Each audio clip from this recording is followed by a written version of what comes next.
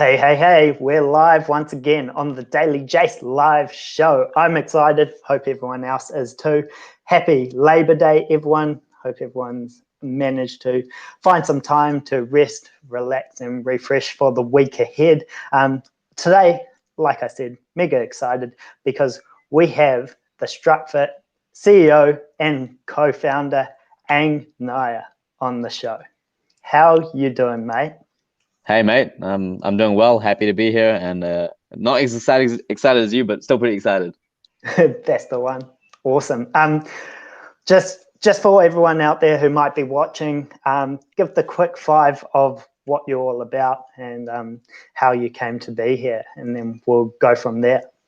Cool. I mean, I guess we met at must have been at Campfire Storytime, which is an event I host with another friend, which is all about sharing ideas, experiences, and stories which you normally don't really get to hear. So it's just a group which comes together, and it's a lot of them haven't met, and we're just a format of speaking about something for 5 minutes, and then we discuss it as a group for 5 minutes, and then we move on, and you get quite a wide array of people, and I said ideas and stories and experiences. So that's where we met, and I guess 2 years later on, we've ended up here.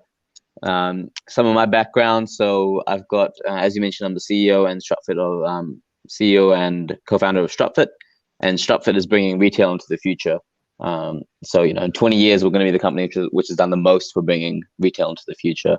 But what we're doing right now is we've started in footwear retail specifically, and even more specifically than that, it's the specific problem of when you want to buy shoes online, you often don't know what size to get because it's different in different brands, and it's even within the same brand, it'll fit differently depending on the style. So we create a platform which lets you scan your feet with your phone. So you just take a photo of your foot at home, and then whichever shoe you're looking for, it'll tell you what size you are in that particular brand and style. And we license that to retailers. So yeah, that's a background of me, and I guess how we ended up here. Mate, how long's Strutfit been going for? It's been a while in some way, shape, or form. So we started technically like 4 years ago. Yeah. But Were you still at uni then? yeah, so Or, it would have been my final year in uni where we started this. yeah. I think final year uni. Yeah, final year uni. And then, well, like middle of second last year. And then final year, we started taking it a bit more seriously. But it was still obviously very part-time then. My co-founders had finished uni, so they were working full-time and just part-time on this. And then even after we left uni, still worked part-time on it for a year. So really, we've only been full-time on it for almost probably about 18 months now. And that Oh, we've wow. been funded. Yeah. We got funded in March last year, and since then we've obviously been going much harder. Did more in the first sort of 3 months than we did in the 3 years before that. Yeah, yeah. Oh, awesome. And how do you keep everything afloat when you weren't part-time, or when you were part-time and you didn't have the funds behind you? What was going on there? So that was a decision because the funding was available. It wasn't available at the terms we wanted it. And we were Oh, like, right. okay, Yeah. the stuff we want to, and if you're trying to make $1 billion company, what you can't do is get diluted like 30% in your first round for like fuck all money like that. For sure. Yeah. You go overseas, and an American VC will look at you and be like, oh, okay, they've got 3 founders, or even if you've got 2 founders, you've been diluted too much in your first 1 or 2 rounds, and you just don't have enough equity, and they just see that as too much of a risk. Like the founder won't want to stick around, and you won't really be investable. So we didn't want that to happen. So we're like, okay, we don't need the money right now. What are the things we need to prove out before before we get some serious, or even just like a decent bit of money in? And can we actually prove this out without going full time, without raising money? So some things were like, hey, can we build a decent version of this algorithm and a decent version of the solution without going full time? And it's like, well, we're all software engineers, so we should be able to make this happen. And can we get some paying customers? It's like, yeah, we know some people in the footwear industry. We can make some sales locally in Australia as well. So that's what we did. I learned how to do the computer vision side of things because we had a team of three, and then no one knew how to do computer vision. So I was like, What's okay, computer vision for us less so tech savvy folk? computer vision. All right. So you have a problem of I'm getting you to take a photo, and I need to be able to turn that photo into the relevant information. So we need to be able to work out what is the length and width of your feet down to like 1 millimeter of accuracy. and that's not an easy problem to solve. Yeah. Especially when you have like basically a machine, because there's not a human on the other end. When you take a photo, no one's looking at your foot. It's just like the machine works it all out, but you have to kind of tell the machine how to work all that out. So that's what I did. I was like, all right, we have this photo. Here are the parameters. How do we turn it into what the customer wants at the end, which is a size suggestion? So took a couple months and learned how to do that, or learned how to do a prototype of that. And it was good enough such that we could take it to our first customer, Bobucks, and be like, hey, this will work in vitro, and let's just test it out. So we went in, we tested it out with a bunch of their customers and like a pop-up store, if you will, and that went well. We were like, sweet, it works. But getting it from working with like a plain black background on like one phone while you're there is very different to getting it to work on every single phone around the world with lots of different backgrounds and lots of different lighting conditions and people doing it themselves and not having that guidance. So the step from that first to the second was quite big, but we were able to do that first one. Roughly, how long was that step from, I guess, a prototype or an MVP to being pretty happy with the measurements it would spit out? Well, the prototype took not that long, because to do it within very controlled environments, it's pretty easy, because you know exactly what you're expecting. You're like, I know I have exactly this black background, or I have exactly this white paper. So that only took me a couple months, but to make it such that it could work for everyone in any given circumstance, that takes much longer. And that's when we had to get people much smarter than myself and so we had Nikki, who is another one of our co-founders, who does have who's like a computer vision expert, if you will. And then, well, hang on, I've lost the sound, bro. Can you hear me? Oh no, you're on mute. It's got a little mute next to your mic.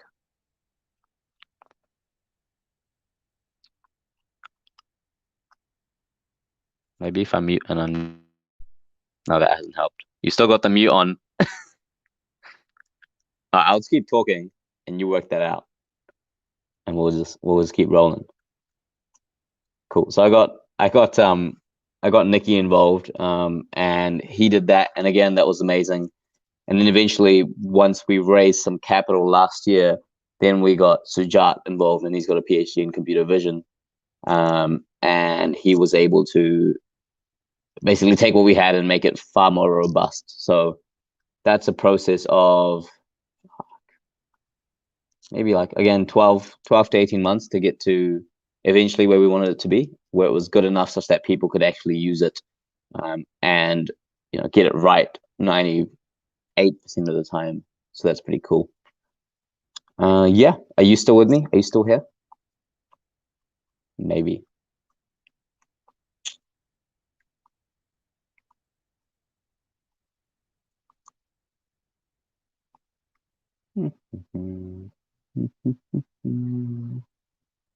Sorry, bro. All right, he's messaging me on Messenger.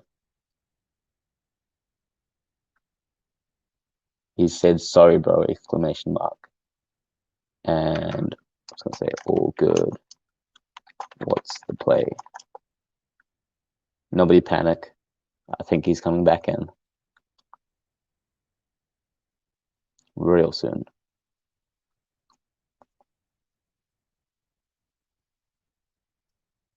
Meanwhile, this is our office. Let me flip it around.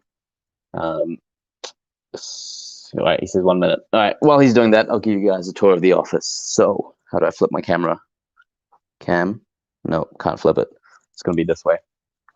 Table tennis table. Every good startup has a table tennis table. The previous place we were in for like almost 18 months had no windows. It was basically a room about what's now the size of our kitchen. So this is a kitchen, built that table that's lit, little bar area, leftover alcohol from our exhibition. And yeah, so we had like a 25-meter space in the last office, no windows. You have no idea if it's raining outside or if it's dark or if it's light. So we're very happy to finally be at a scale where we can, first of all, need a space this big, and secondly, afford it and justify it. So table tennis table. This is the, what do you call it? Leaderboard. So Jake is currently winning, but not for long. And what else we got? This is obviously where everybody works. So we got 6 desks, 5 full-time employees now. This is the, well, kind of games room, because there's a foosball table there and typically a TV here for FIFA. And then that's my bed, which I nap on and occasionally sleep on. Boardroom is where the TV actually is, because it mostly actually gets used for boardroom activities. Built that table as well. And yeah, and then there's an outside area, which, see if I can open with one hand. I can. Little balcony. Kind of use it for storage. Not like a fantastic view, but we can actually tell that it's light outside and get some air. So that's the Strutfit office. And let's see if Jace is coming back in. Still says 1 mins.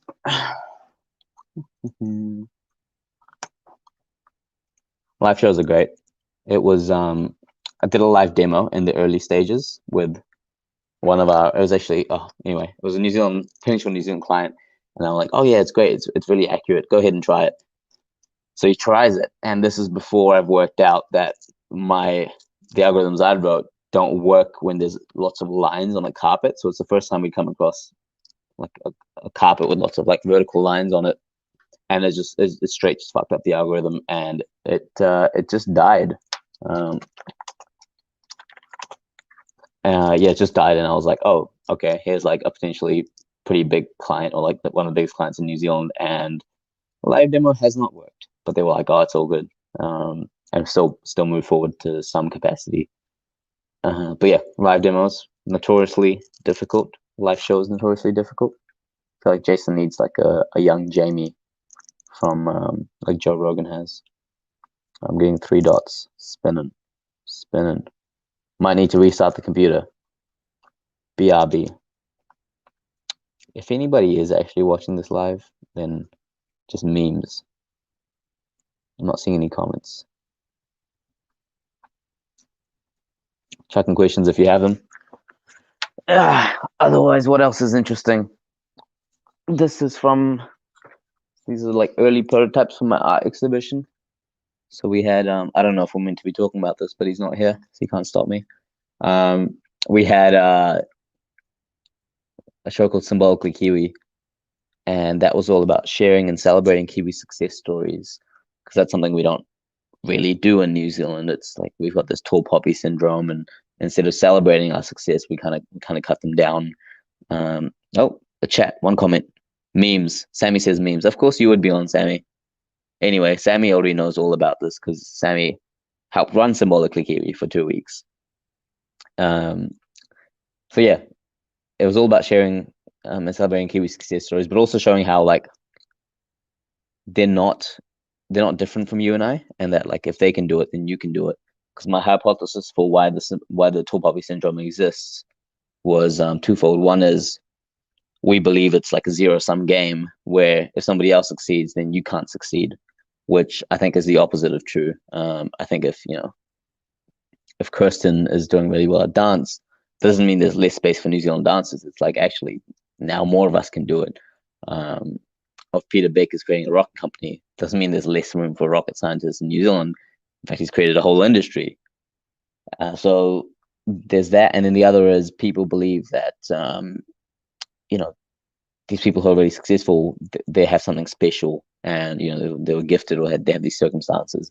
And I'm just like, hang on, these people are just normal people. So let's show that. Let's first of all share and celebrate their success stories and show that their success is our success. And then secondly, show that hey, they're just normal people, and they have their own struggles, and they have their own childhoods, and they have their own backgrounds.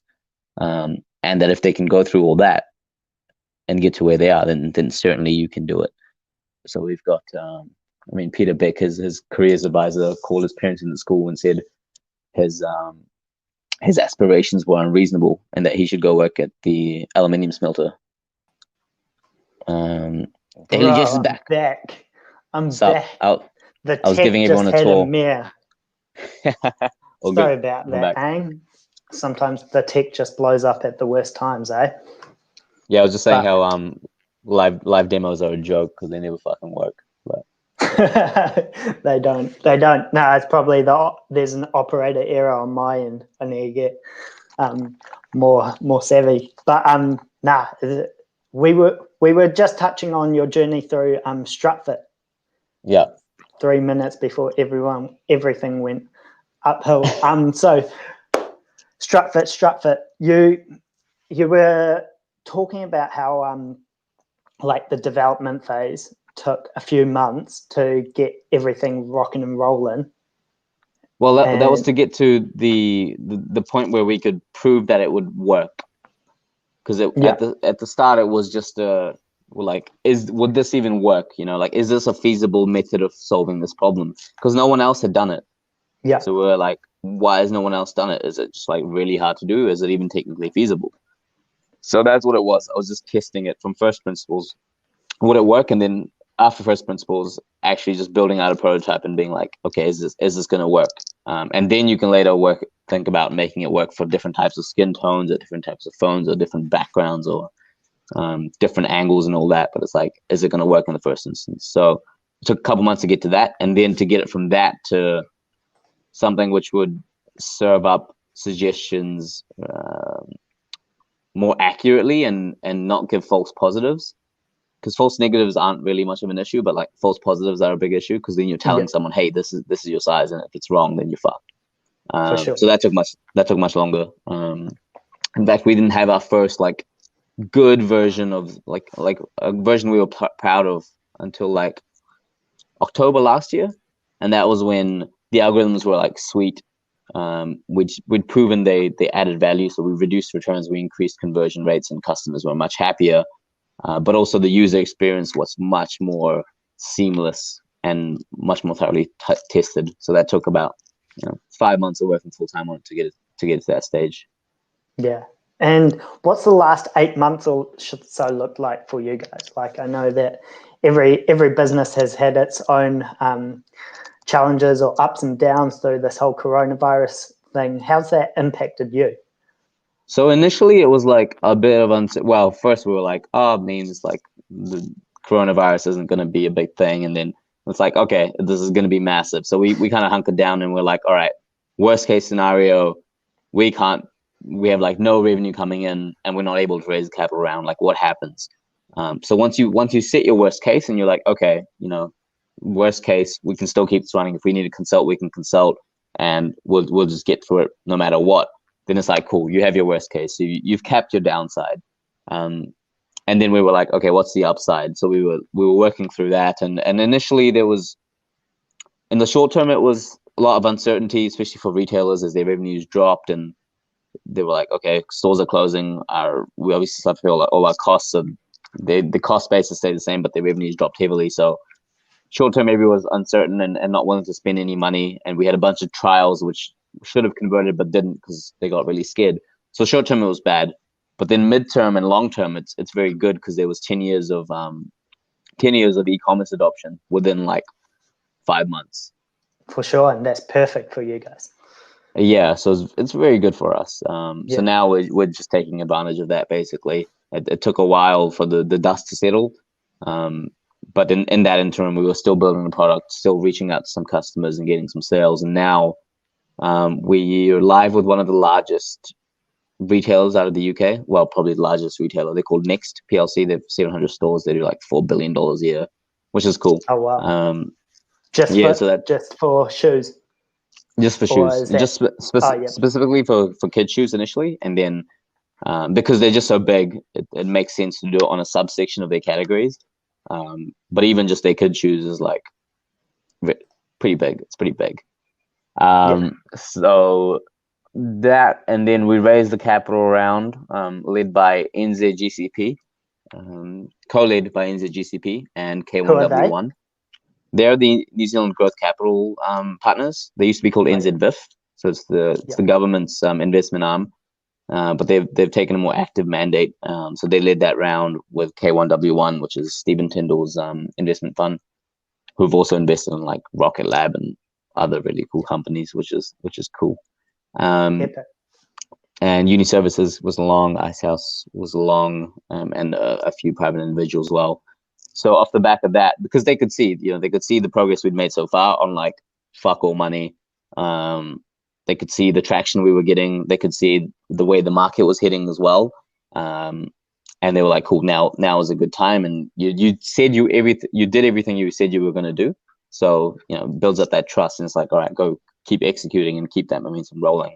So we closed that round, hired 2 more people, 1 in sales, 1 in development. And now we're just basically just stepping on the accelerator on all fronts, on development, on sales, and everything. Main. So those partners that you were talking about with or distribution partners.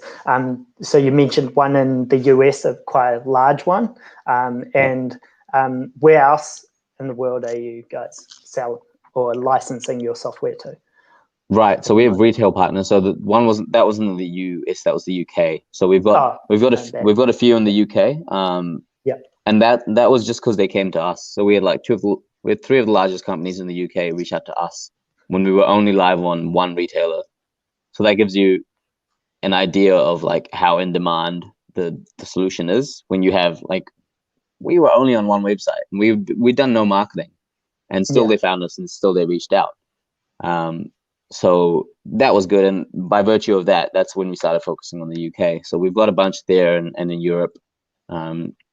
Australia is a decent market for us, only by virtue of having gone there first. And, we thought they were next door neighbors, so we might as well try there first. And this is when you could fly around. So I was actually able to go there a couple of times and meet with the companies.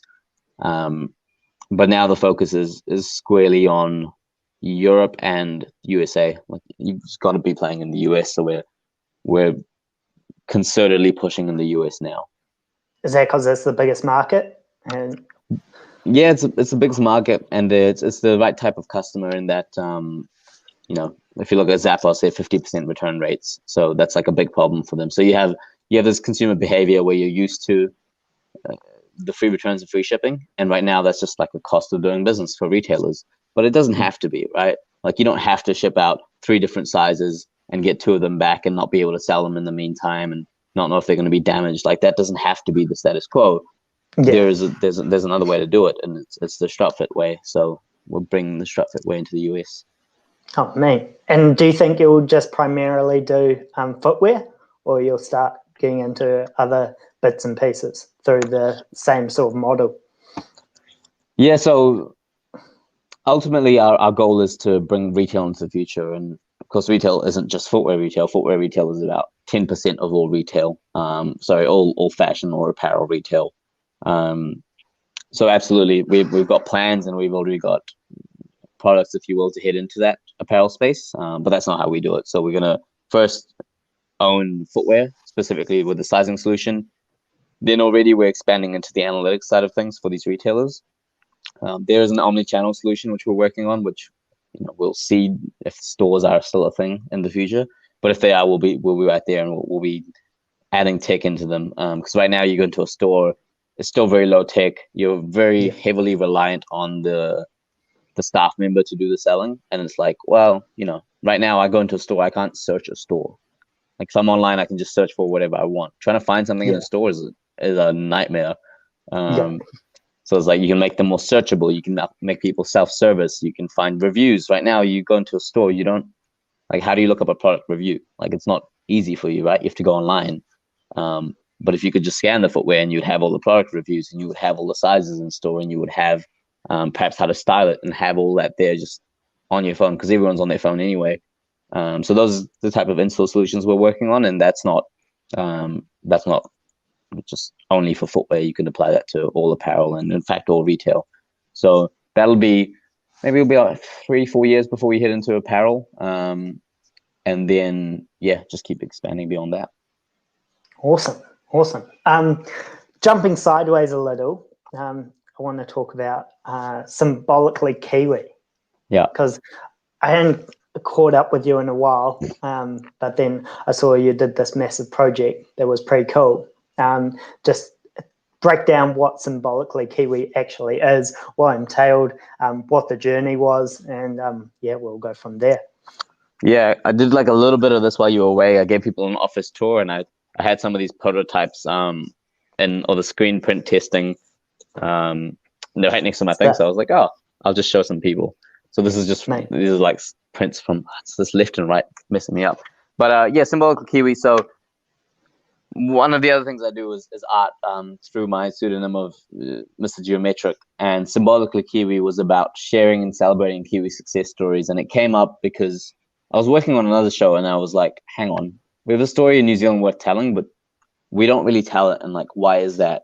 And it was all around this tall poppy syndrome, which I believe exists for two reasons. One was people believe it's like a zero sum game where, if the Daily Jace gets really big in terms of a podcast, then there's less space for other New Zealand podcasts. And it's like, well, that's actually the opposite of true because Daily Jace then goes on to inspire other New Zealand producers to create more podcasts. So like Tim Ferriss is an example, or Joe Rogan is an example. It's like, all right, they're has massive. like a ripple effect. Exactly. And it's like your success doesn't detract from other people's. It actually creates more opportunity for other people to succeed. So that was one thing. And then the other part was people believe that, hey, okay, people like Tim Ferriss, so let's talk about the Kiwis here, like Helen Clark or, Peter Beck or Joey Damon, Michelle Dickinson, like they're special people and, they can do it, but I can't do it. And I was like, hang on, these people are normal people. But we don't often see them that way. We see them in the media as these larger than life figures, this $1 billion CEO, or like this toy mogul, and it's like they're just normal people, and they have normal backgrounds, and they have struggles, and they have childhoods. So what I wanted to do was show that side of things and be like, hey, I wanted anyone to be able to walk in, like any Kiwi to be able to walk into the exhibition and be like, all right, this person either looks like me, or they've had a similar childhood, or they're doing what I want to do, and if they can do it, then I can do it. So that was the whole play. Man. And you interviewed all these different people: Helen Clark, Peter Beck, Michelle Dickinson, Joseph Parker, all exceptional people in their own right. But like you say, they're just people, right? What was the most, I suppose, surprising thing that you found out from that you personally took away? Helen's first year of her preference as prime minister in the first year was shocking to me because I didn't know that. So in the first year of her as leader of the opposition, only 2% of people wanted her as prime minister, and that's like 10 times worse than Judith Collins right now. To give you give you perspective, like that's fuck. And then did she get in the following term? I don't know how long it took her to get in. Yeah, I'm not sure. As prime minister. Yeah, I'm uncertain, but we know she went on to lead for 9 consecutive years, which is one of our longest serving, if not equally longest serving prime minister. So it's like if you can be like that far down and still come back when the odds are very much against you, it's like, well, that was the most like surprising thing. One that I probably learned the most from was just Peter Beck because of how big he thinks. And it's like, people think of like $100 million problems here when it's like, you should be thinking of $1 billion problem or like be $1 billion company because it takes the same amount of effort. And now I'm like $1 billion company. Why don't we just be a $50 billion company? Because that's when you really change an industry, right? Like Zero, fantastic company, great for New Zealand, hasn't changed an industry, right? What they did was they woke up MYOB and QuickBooks in America, and now they're doing that similar thing. But like it hasn't changed an industry. Or like if you look at Shopify, like Shopify is worth like 50 billion or so, and they've changed an industry, right? Like they've created an e-commerce platform, and now there's lots of other e-commerce platforms following the way. Or Tesla has done a similar thing. So I'm like, all right, if we actually want to be the company which brings retail into the future, we can't just aim at a $1 billion company. It needs to be a $50 billion company. Yeah, right. Do you think that New Zealand, compared to other countries, is the right ecosystem for that? Ecosystem in what sense? I guess it takes a change of thinking, right? To think of, but do we have the infrastructure? Do we have the expertise? Do we have the education models to allow people or give people the platform in order to reach those high markers to change an industry? Do you believe that New Zealand is the right place to do that? Yeah, I mean that New Zealand has to be the right place to do that. Like, first of all, if you're looking at New Zealand as a whole, like we have to make tech our main export because there's a limit on what we can produce in primary industry. So in 20 years, our main export absolutely is going to be tech. So then it's going to be like, all right, if the main export is tech, you're going to need to have the infrastructure to be able to support that. So that's being built up, but it's there in some capacity already, and we've got some really promising companies coming through anyway. Now, would you have all your developers in one place? Like, probably not. But can you be headquartered in Auckland? I think you can. We're already kind of seeing it. We've had companies like PushPay, who's it must be like worth 5 billion or doing 5 billion revenue or something, but they're huge. And all right, some people don't agree with what they do as a whole, but it's like, again, massive company which was founded in Auckland, and the developers are still in Auckland. So it can be done, and it'll only get easier going forward. We also have the benefit of what people are calling the brain gain now, where because of COVID, we have so many smart people, so many talented people coming back into the country, and perhaps not even for a short amount of time, they're moving back to actually settle. So what we were missing that experience of people who'd scaled companies or like VP or directors, sort of top level management, where that was perhaps missing. Now we're going to be having that experience. So yeah, it was already kind of good, and now it's only going to get better, I feel. Yeah, I think that I guess because we don't know how long this thing will last, I think you're totally right with that. Tech will have a bit to play, and it might even replace tourism, right? Because we can't get people from overseas coming in, and we've got those brains coming in. It's pretty cool to see. Like there's I guess a hurdle we need to get over in ourselves psychologically, like you were saying, and also there's going to be an economic speed bump at the moment, just while we get the wheels turning again. Like we've borrowed all this money to invest in our people while we're in lockdown and all the rest of it. I don't think we had much choice in the matter to do that. Now we're out the other side, and we have to figure out how we get the economy turning again, and that will turn into an output of hopefully a stronger country, or at least rebuilding it, right? What do you think the biggest change in New Zealand will be in like 5 years, say? The biggest change? Yeah, from all this, because it's huge, it's massive. Yeah. It's going to require change. Yeah, I mean, I haven't thought deeply about it, but as you say, tourism is dead. Tourism currently makes up 20% of our GDP. So tourism's either dead, or you're gonna have to change up how you're doing. It's either dead or changed. For the next 3 years, I think people have pretty much written off tourism. Now, that's not to say, people will be doing a lot more internal tourism. So people are talking about this K-shaped recovery where, typically you'd have people going overseas, spending their money there, and instead they're spending it here, which interestingly makes house prices go up because it's a good place to put your money right now. But aside from that, like the private art market is going crazy, and everything's being bought at pretty high prices, because typically those people go overseas and spend their money on like lavish trips, etc. So yeah, tourism, but there'll still be some internal tourism. Beyond that, what else is going to happen? And I think we're going to have to find ways of doing business, which are less reliant on going overseas and certainly shipping stuff, in terms of the primary industry, because that'll be interesting. But we can lead the way. I feel like in terms of New Zealand is seen as a pretty biosecure place, and we have that reputation, so we can perhaps lead the way in the recovery in these sort of things as well. When you say lead the way, what does that look like? What do you mean by that? They're still looking at how like COVID's being transferred, etc., and like how there's sometimes coming in on shipping containers or things like that, and it's like that biosecurity is only going to tighten up all around the world. But New Zealand is already pretty good. Like, try smuggling Apple into New Zealand and see what happens. For sure. So yeah, so we can lead the way in terms of biosecurity and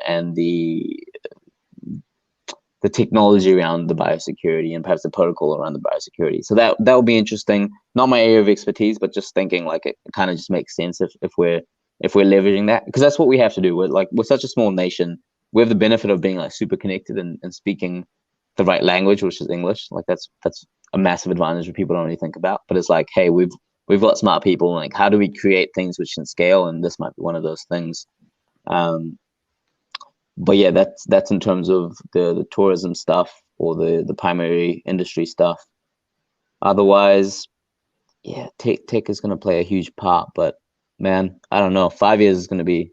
It's almost too short for like real recovery to happen. I think it's going to get worse. It's going to get worse before it gets better. And I'm not sure. I don't know how you replace 20% of the country's GDP. Like, it's just not. Yeah, it's massive, right? It's a huge number, and there's smart people at the top working their way through this exact problem. Like, the books have to balance, right? If you have more expenses than income, then bad things happen, right? On an individual level or on a societal level. And the government can't just keep paying out of their own pocket because our debt to GDP ratio is pretty low, actually. It was around 20% pre-COVID, and I think we're only at like 30. I might be mistaken, but some places like Japan are at 200, which is insane. I know you're an ideas guy. Have you got any projects in the back of your brain that you want to work on, or is that secret squirrel for now? I mean, there's always stuff you want to do, but there's only like a handful of things you can do at any one time, right? For sure. It's until later, where you don't have to be the kind of the main cog and kind of executing. But that's almost what I enjoy doing is being currently down in the weeds and doing the executing of it. But right now the focus is very much just like go hard on Strutfit. I've got some stuff still going with Mr. Geometric. I still have to auction those pieces off, so I'm working with an art house to get that auctioned probably at the start of next year, because we're almost into this year now. So start of next year, and then working on probably some more projects with that. The team I worked with, so Mass Design did all the fabrication on all the Mr. Geometric work. So we didn't say exactly what it was. So basically, we're talking about lifestyle art. I mean, you saw it. It was life-size art pieces. We're talking 2.4 meters tall. These people are printed in life size, so you can like look them in the face and realize they're real people. And that was shot on like a Panasonic Lumix S1R, which Panasonic sponsored and gave to me for that event. And then Mass helped me fabricate everything and get so every person had a shape which was unique to them, which told a story about them. But then that shape was also made out of a material unique to them. So for Peter Beck, I'd taken the orbitals of an atom, which are found in their logo for Rocket Lab, and made it out of carbon fiber. So Mass Design took my artwork or took my designs, turned it into the files we needed to give to like the water jet cutters to cut out of the carbon fiber, or the CNCers to carve out of the wood. Same with like the green India marble we used for Joey's mic, which was made out of a Maori kuru and some Fijian patterns on the shaft of the microphone we made for him. So yeah, those guys were amazing. And then Medusha and his team at Expo Labs did all the marketing. So on a budget of like just north of $5,000 in terms of our marketing spend, we reached 200,000 unique people in Auckland. That's awesome. Which is insane. This guy's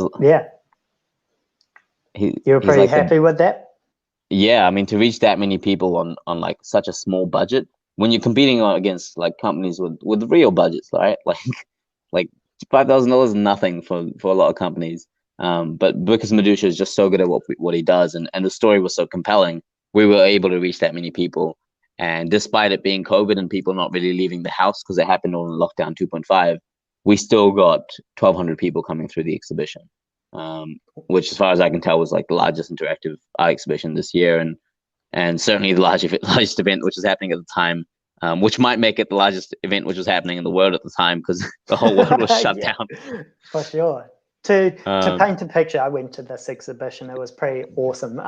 You walk into one of the silos at Silo Park, and there's all these life-size figures of people or Kiwis who have done amazing things. They've like your Peter Becks, your Helen Clarks, all the rest of it in different industries. That's what I quite liked about. And there was one silo where you were interviewing them, and it just they were giving their words of wisdom and their experiences, and it was cool seeing it in silo because it had like this echoing effect, and it was pretty powerful stuff. So congrats, bro. It's cool to see ideas come to fruition, and it had a solid mission to it. So it was pretty cool to see. Yeah, for sure. And that was one which so many times, but that's with all ideas, there's like so many times they could have not made it. So it's With same the with people, you Strutfit. mean? With the people, but like there's just so many obstacles along the way of any idea, going from idea to execution, that you could quit and like it might not happen because you don't have a venue, or you don't have the people, or Corona's happening, or you don't have long enough because of Corona to fabricate the pieces, and like at any point you could quit. But with that, and with Strutfit, and with like just ask anyone who's achieved anything of scale or value, they'll be like, yeah, we could have quit so many times, but the only reason we're here is just we just kind of stuck with it and just persisted. And that was the same thing with, and I think it's because the mission was just so important. I was like, we just need to get this out there, regardless of what it's going to take. Let's just make it happen, and hopefully, if we do everything which is in our power, and some things line up externally in terms of people being able to leave their houses, then we can make something happen. So yeah, that was super fun to execute. But yeah, as you were talking about ideas, and I'm like, ideas are cheap. It's all about the execution. So yeah, for sure. Very glad we were able to execute that. Yeah, it's pretty cool. But sometimes like the reality is like if COVID, we're all in lockdown and couldn't happen in that time. Like that's the reality, There's I agree though. Execution is key. Gotta have that. All good, bro. Just to summarize everything we've talked about, you're a pretty awesome dude. Like Strutfit's going. I like it, your global thinking behind it, and Mr. Geometric and Symbolically Kiwi, they have awesome missions behind it. Just to summarize and have, what would you like to say to anyone who's viewing this? We haven't talked about at all about like meditation, but I feel like one of the things, what I would like to leave people with is like just be in the moment. It's great to talk about these long 20-year time plan of Strutfit being a $50 billion company, and Mr. Geometric. So the plan with that is to be one of the biggest artists in the world in about 5 years. And that's all cool, and it's great to have those ideas, and it's even great to think back to stuff we've done. But the way to be happy and live like a really fulfilling life is just to be in the moment. So although I've got stuff to do after this call or client stuff or whatever, I'm very much in this moment, and I'm appreciating my time with you. And I think that's something we've kind of lost because of all these distractions, and I get distracted as well because of the phone and stuff. So I'm like, first of all, just be in the moment, and then when you're in the moment, do. There's a lot of thinking we do, which again takes us away from the moment, and it's like think less and be in the moment and just do. And that doing can be whatever you want to do. It doesn't have to lead anywhere. Just do for the kind of sake of doing, and eventually it might turn into something. That's what Strutfit was. That's what Mr. Geometric was. But it all starts with just being in the moment and just starting and doing something. You briefly mentioned meditation at the start of that. Do you meditate? Yeah, I've been meditating How for often? like 4 years, just daily, but it's like 10 minutes a day, sometimes longer. I'm about to try something even maybe like an hour a day for a short period of time, for like 2 months or something. I might try that. Yeah. But it's very much just giving yourself some space to sit down. And sometimes I use an app, Waking Up app by Sam Harris, which is awesome, and it's free for like a month. And if you can't afford it, you just email them and they give it to you for free, which is a cool model. But if you can, then you pay, and that's cool. So I'll use that sometimes, but other times I'll just sit down and just focus on the breath, or even just sit down and kind of just think and just give myself space to think. and just be like, hey, like the brain's gonna do its thing. Just sit down and let that space kind of fill that space with what you want. So it's like sometimes it's like the genuine type of meditation, but other times it's just like sitting down and just observing thought, or even just like planning the day, but like sitting down and in a conscious manner. So yeah, do that daily, and that's it's very worthwhile doing. Like it's the old Socrates quote of like the unexamined life is not worth living. Certainly, if you're doing things in an unconscious manner, then you're going to get kind of unconscious results and not really be able to, even if you're not even trying to achieve anything, if you just want to live like a happy life, like it's worthwhile examining that, right? And For sure.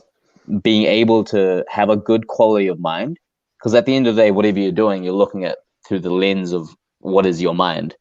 And you could have like someone who's really zen and someone who's not so comfortable with themselves going through the same sort of suffering, but one's going to suffer a lot more. So if you can improve the quality of mind, then whatever it is you're doing kind of amplifies. It's the same with exercise. It's like exercise can be something which takes away energy, but actually it can be something else that even though you're expending energy, it energizes you much more for the rest of the day. So I look at it from that point of view. I used to look at it. I started it initially as I used the Headspace app maybe 4 years ago because I felt off center and I wanted to use it to like kind of center my mind again. It's like when you injure yourself and the physio sends you to the gym to rehab, and it's like, cool, I've rehabbed. I did it for like a year. I'm like, sweet, I'm centered. I don't need this anymore. But there's another way to go to the gym, which is you go to the gym every day to get stronger. Right, and it's prevention instead of rehab. So then maybe a year on, maybe 2 years on from that first year, I realized this was an option. I realized that doing a mental workout was an option, and that prevention is also an option.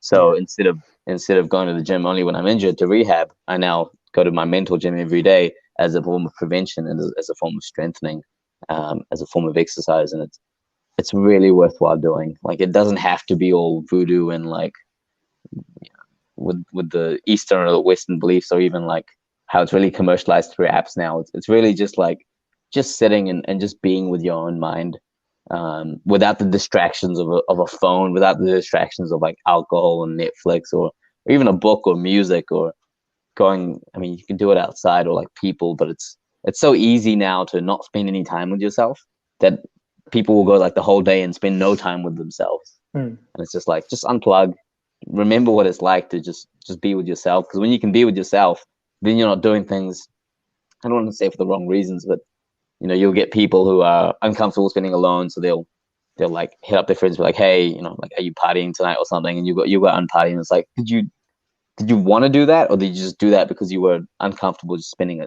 a night in with yourself? Or I've had this where you'll just feel like dating people because again you're not comfortable spending time with yourself, and it's like, well, do you need to be doing that, or can you just be comfortable with yourself first and then build from that solid foundation?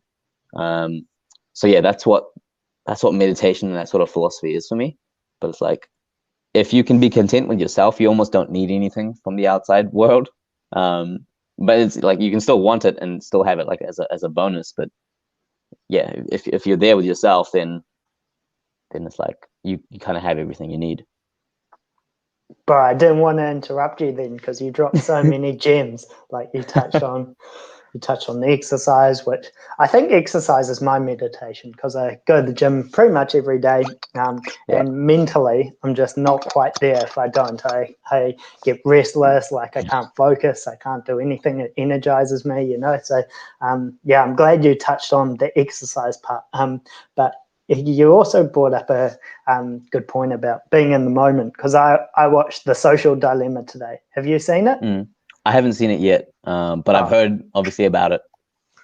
You probably know a lot of the concepts, but it's presented in a very concise way. It's about social media and like how there's this other side to social media where the users are the product for advertisement. So it's pretty interesting, and it just talks about how they make it quite addictive and how it plays on everyone's minds, and how it actually shifts your behavior if you use it every day or every week, just slightly. You start looking at things that amplify your beliefs and all the rest of it. So I think it's a really important point you touched on, being in the moment, and it came at an interesting time for me personally because I watched The Social Dilemma today. But Nayyar, thank you so much for jumping on. Really appreciate it. Sorry about the tech problems in the middle of everything. Sometimes when you go live, these things happen. All good. Really appreciate it. I'll be watching your journey closely. If anyone wants to reach you or hear more about Strutfit, where should they head? Strutfit, if you're a retailer and you want to see Strutfit, just go to strut.fit, which will have all the relevant stuff for you there. If you just want to see what I'm up to, Instagram's a good place. So it's at Nayyar, that's ANGNAYYAR. The Strutfit Instagram is just at strut.fit. And because I have so many Instagrams, the last one is at Mr. Geometric, which you can find all my art endeavors on. So yeah, the website and Instagram's a pretty good place. If you want to reach out, feel free to do so. I'm pretty friendly. I'll eventually get back to you, and perhaps we can have a meaningful discussion. Awesome, bro. Stay awesome. I really appreciate you jumping on the show today. If you need anything from my end, reach out. You know how to find me. Shall do. Cheers, brother. Have a good one. Cool. Peace. Later. Nayyar, everyone. Pretty cool guy. Yeah, obviously he's always got ideas. He's got things happening in the background all the time. He's got his company Strutfit, bringing retail into the future, which is a pretty big call. But yeah, he's working away at that, and I've been watching him do it for the past 4 years. So I have no doubt he'll take that project global. From my end, exams are over, which is pretty cool. Anyone who's been through university knows what a relief it is. When you get out of exams, you've been studying for a bit, and there's this new felt sense of freedom. We touched on The Social Dilemma at the end of the podcast. Like I said, I watched it today. It's super interesting and really educational if you haven't fully. It mainly paints a picture of how social media actually operates in the background and how the business models work. So even though social media might be free to the end user, it works on advertisements, and once they've got a large proportion of a mass or a lot of people using it, then they can sell that data onto other companies, and that's how they make their money and how they've become some of the biggest companies in the world. So highly recommend watching it. One, just out of interest, but also out of education. Then you can actually understand why you see the things you do on social media, and you can actually tailor your behavior and how you want to interact with it, because it's a great tool. Don't get me wrong. I'm using social media right now, but I think we should all have an understanding of what's happening in the background. So that's all from me. Nayyar, well, great guy. Awesome to have him on the show. I'll catch you on the flip side. Peace out, everyone. Have a good evening.